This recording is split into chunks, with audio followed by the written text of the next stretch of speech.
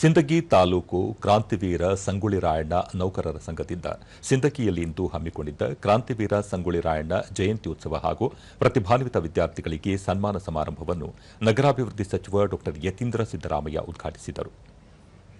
ಈ ವೇಳೆ ಸಂಗೊಳ್ಳಿ ರಾಯಣ್ಣ ಭಾವಚಿತ್ರಕ್ಕೆ ಪುಷ್ಪನಮನ ಸಲ್ಲಿಸಿದರು. ಈ ಸಂದರ್ಭದಲ್ಲಿ ಧಾರವಾಡದ ರೇವಣಸಿದ್ದೇಶ್ವರ ಮಠದ ಬಸವರಾಜ ದೇವರು ಮನಸೂರು, ಗೊಳಸಾರದ ಅಭಿನವ ಪುಂಡಲಿಂಗ ಮಹಾಶಿವಯೋಗಿ ಸ್ವಾಮೀಜಿ, ಶಾಸಕ ಅಶೋಕ ಮನಗೋಳಿ, ಮಾಜಿ ಸಚಿವ ಬಂಡೆಪ್ಪ ಕಾಶಂಪುರ, ಮಾಜಿ ಶಾಸಕರಾದ ರಮೇಶ ಭೂಸನೂರ ಹಾಗೂ ಶರಣಪ್ಪ ಸುಣಗಾರ ಸೇರಿದಂತೆ ಸ್ಥಳೀಯ ಮುಖಂಡರು ಉಪಸ್ಥಿತರಿದ್ದರು. ಕಾರ್ಯಕ್ರಮದಲ್ಲಿ ವಿವಿಧ ಕ್ಷೇತ್ರಗಳ ಸಾಧಕರಿಗೆ ಹಾಗೂ 10ನೇ ತರಗತಿ ಮತ್ತು ಪಿಯುಸಿಯಲ್ಲಿ ಅತಿ ಹೆಚ್ಚು ಅಂಕ ಪಡೆದ ವಿದ್ಯಾರ್ಥಿಗಳಿಗೆ ಮಾಜಿ ಸೈನಿಕರನ್ನು ಸನ್ಮಾನಿಸಲಾಯಿತು.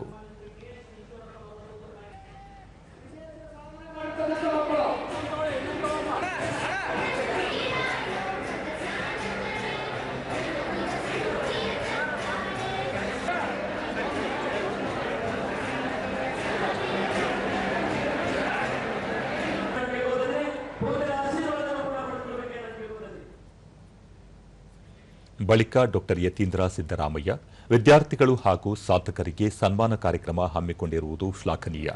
ದೇಶ ಮತ್ತು ಸಮಾಜದ ಅಭಿವೃದ್ಧಿಗೆ ಯುವ ಜನತೆ ಪಾತ್ರ ಅತ್ಯಂತ ಪ್ರಮುಖವಾದುದು. ಹಾಗಾಗಿ ಮಕ್ಕಳಿಗೆ ಉತ್ತಮ ಶಿಕ್ಷಣ ನೀಡಿ ಅವರನ್ನು ಜವಾಬ್ದಾರಿಯುತ ಪ್ರಜೆಗಳನ್ನಾಗಿ ಮಾಡಿ ಉಜ್ವಲ ಭವಿಷ್ಯಕ್ಕೆ ಅವಕಾಶ ಕಲ್ಪಿಸಬೇಕು ಎಂದರು.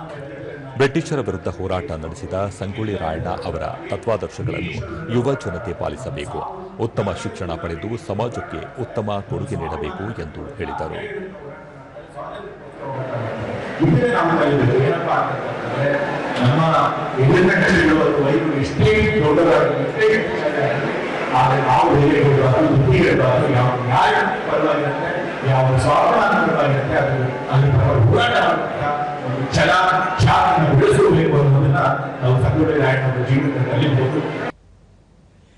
ಅಶೋಕ ಮನಗೋಳಿ ದೇಶಕ್ಕಾಗಿ ಪ್ರಾಣವನ್ನೇ ತ್ಯಾಗ ಮಾಡಿದ ಕ್ರಾಂತಿವೀರ ಸಂಗೊಳ್ಳಿ ರಾಯಣ್ಣರ ಜಯಂತಿಯನ್ನು ನಾಡಿನಾದ್ಯಂತ ಆಚರಿಸುತ್ತಿರುವುದು ಸಂತಸದ ಸಂಗತಿ.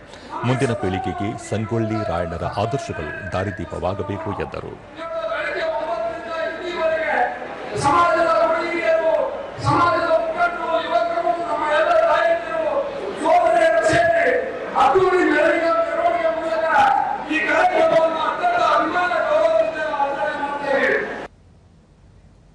ಬಂಡೆಪ್ಪ ಕಾಶಂಪುರ ಪ್ರತಿಭಾವಂತ ವಿದ್ಯಾರ್ಥಿಗಳು ಮತ್ತು ಸಾಧಕರಿಗೆ ಸನ್ಮಾನ ಸಂತಸ ತರಿಸಿದ್ದು, ಬ್ರಿಟಿಷರ ಜೊತೆ ಹೋರಾಡಿದ ಮಹಾನ್ ವ್ಯಕ್ತಿ ರಾಯಣ್ಣನನ್ನು ಎಲ್ಲರೂ ಮಾದರಿಯನ್ನಾಗಿ ಮಾಡಿಕೊಳ್ಳಬೇಕು ಎಂದು ತಿಳಿಸಿದರು.